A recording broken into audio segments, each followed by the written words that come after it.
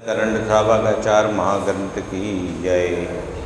दिग्वलयं परिगणितं कृत्वा तोहं बहिर्न यास्यामि इति संकल्पो देवता मामृतणं पाप विनिर्वते। मरण पर्यंत सूक्ष्म पापों की निवृत्ति के लिए दिशाओं के समूह को दिग्वलयम यानी दिशाओं के समूह को, दिशाओं का समूह का मतलब जो दसों दिशाएं जो होती हैं, पूरब पश्चिम उत्तर दक्षिण के अलावा ये ईशान वायव्य, ईशान अग्नि नैऋत्य वायव्य और एक आकाश और पृथ्वी, इस तरह ये दसों दिशाओं के में जो जीव मर्यादा सहित करके कि मैं इससे बाहर नहीं यामी जाऊंगा इति, इस प्रकार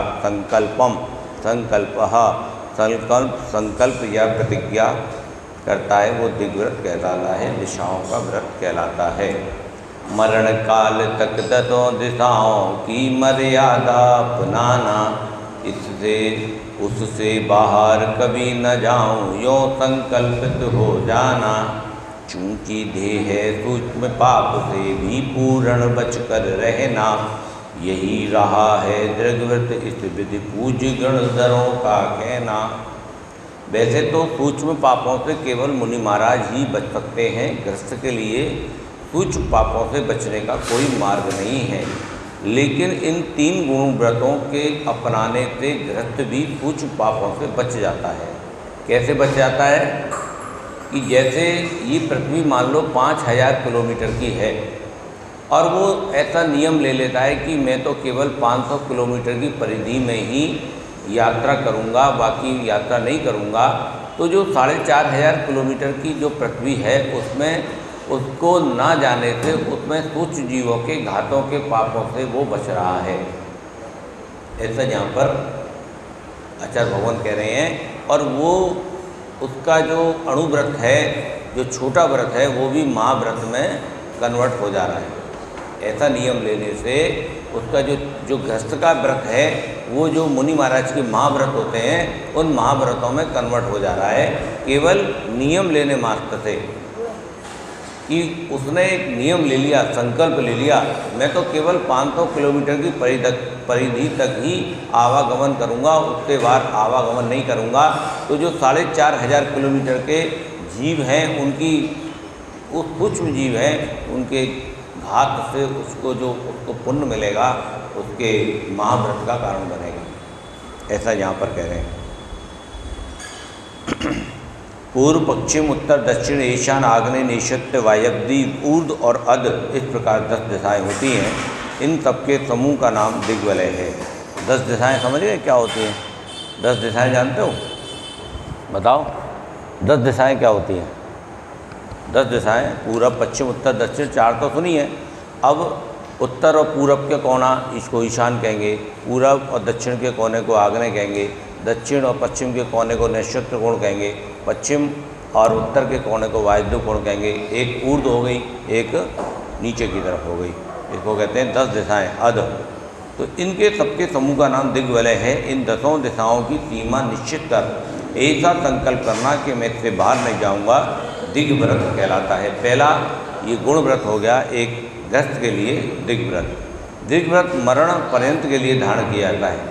ये दिग्व्रत जो है इसको कह रहे हैं आचार्य भगवान की मरण पर्यंत के लिए धारण किया जाता है, अर्थात इसमें देश व काशिक व्रत के समान घड़ी घंटा आदि समय की सीमा नहीं रहती। इसमें ऐसा नहीं है कि मैं दिन में जाऊंगा रात में नहीं जाऊंगा, नहीं, जाना नहीं है, केवल 500 किलोमीटर तक ही गमन करना है।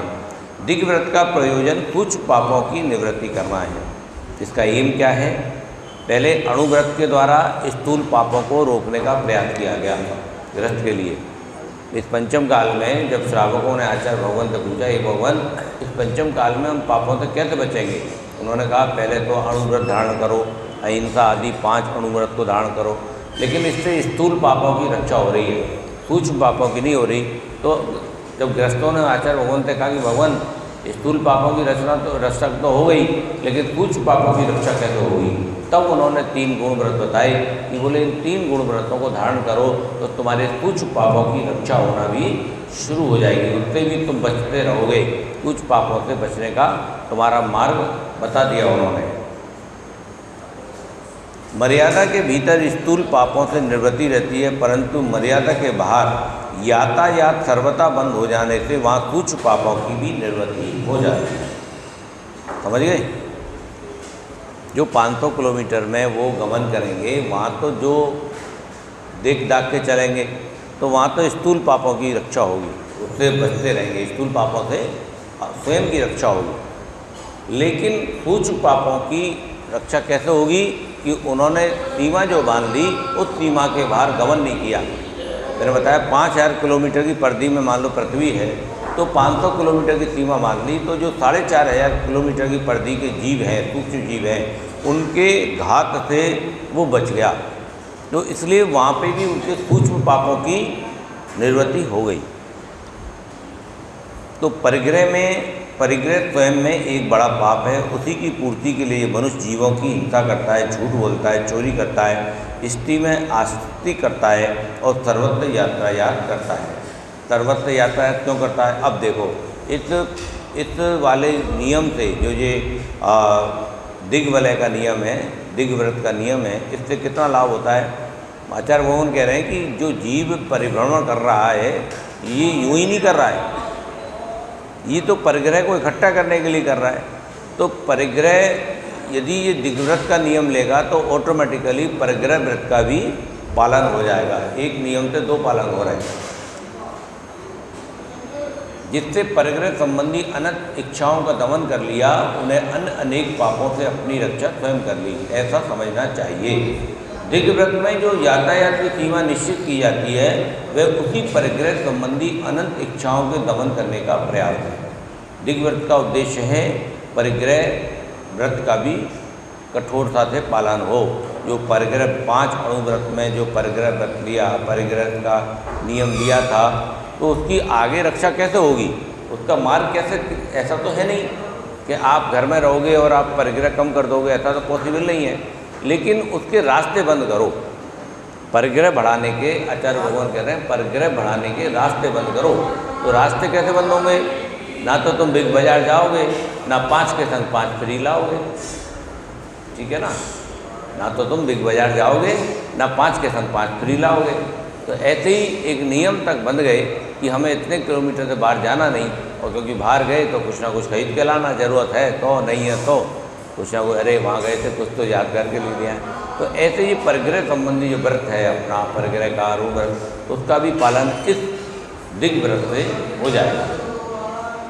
इस प्रकार दिग्व्रत का मुख्य उद्देश्य आरंभ और लोभ को कम करना है। जो दिग्व्रत का मुख्य उद्देश्य क्या है? आरंभ और लोभ को कम करना। अतः दिग्व्रत में तीर्थ क्षेत्रों का यातायात सम्मिलित नहीं है, लेकिन आचार्य भगवान ने इस दिग्व्रत में तीर्थ क्षेत्र का यातायात पर पाबंदी नहीं लगाई, उसको एग्जेम्प्टेड कर दिया। यदि आप तीर्थ, जैसे आपको जाना है कैलाश पर्वत, तो वहाँ की सीमा मान लो आपने जो बांधी 500 किलोमीटर, वो है 1500 किलोमीटर, तो वहाँ पर ये नियम लागू नहीं होगा। तीर्थ यात्रा तीर्थंकर भगवान की दिव्य ध्वनि आदि सुनने के लिए मर्यादा के बाहर भी जाया जा सकता है। यानी पुण्य कार्य के लिए, यदि आत्मकल्याण के लिए जो कार्य किया जाता है वो इस दिग्व्रत की श्रेणी में नहीं आता। अब तत्र दिग्वलत से परिगणित तत्विकानी मर्यादा त्या मकराकर शरीर चढ़वी जनपद योजनानी मर्यादा प्राहुर्दिशां दशानां प्रति संहारे प्रसिद्धानि। 10 दिशाओं के परिमाण सीमांकन में प्रसिद्ध मकराकर यानी समुद्र, सरिद्रटवी नदी, गिरी पहाड़ी और जनपद योजनानी जंगल, पर्वत, शहर योजनाओं को मर्यादा सीमा कहते हैं। सागर सरता सरवर भूधर पुरगोपुर ओ नगर महा यथा प्रयोजन योजन आदिक वन उपवन गिर शिखर महा। 10 दिशाओं की मर्यादा गुणव्रत धर के की जाती, इन्हीं स्थलों को हेतु बनाते जिनवाणियों बतलाती। मकराकर समुद्र को कहते हैं, सरित गंगा सिंधु आदि नदी कहते हैं। अटवी का अर्थ दंडक वन आदि सघन वन है। गिरी का अर्थ सग्ग विंध्य आदि पर्वत है।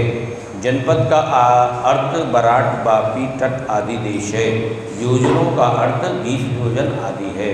लोक व्यवहार में 4 कोष का 1 योजन लिया जाता है।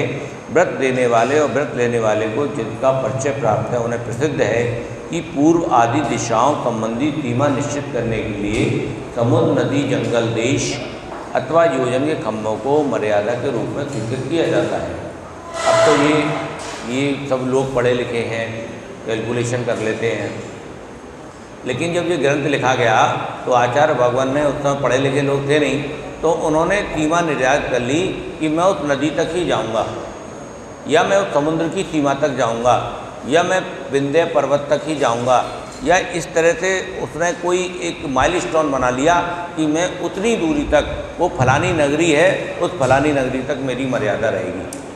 जैसे आगरा में रह रहे हैं तो उन्होंने कहा ठीक है, मैं अगर पूरब में जाऊंगा तो आसाम तक जाऊंगा, और पश्चिम में जाऊंगा तो बम्बई तक, बड़ौदा तक जाऊंगा, उत्तर में जाऊंगा तो दिल्ली तक जाऊंगा, दक्षिण में जाऊंगा तो तेलंगाना तक जाऊंगा, जैसे भी वो सीमा बांधे जो व्रती है।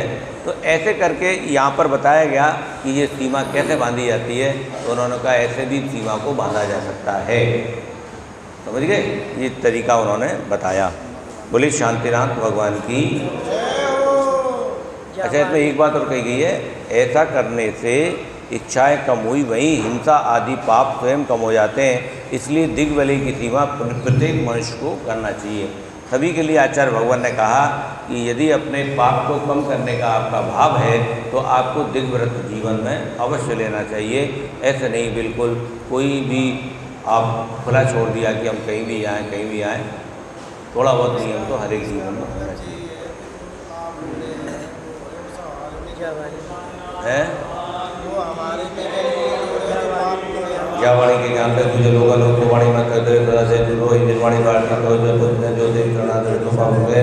एक बजवर तो उठने वाले का दया कर पार होगा जी। मोक्ष का फल बोले निर्वाणी माता की जय, धर्म की, पंच परमेश्वरी भगवान की।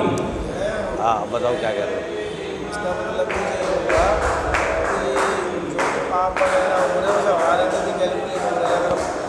जाएँ तो नहीं जाएँ तो उधर की आवागमन का पाप हमें लग रहा है। जैसे कल उदाहरण दिया था कि 10 लाख वनस्पति हैं, यदि हमने वनस्पति की सीमा नहीं बांधी तो हमें 10 लाख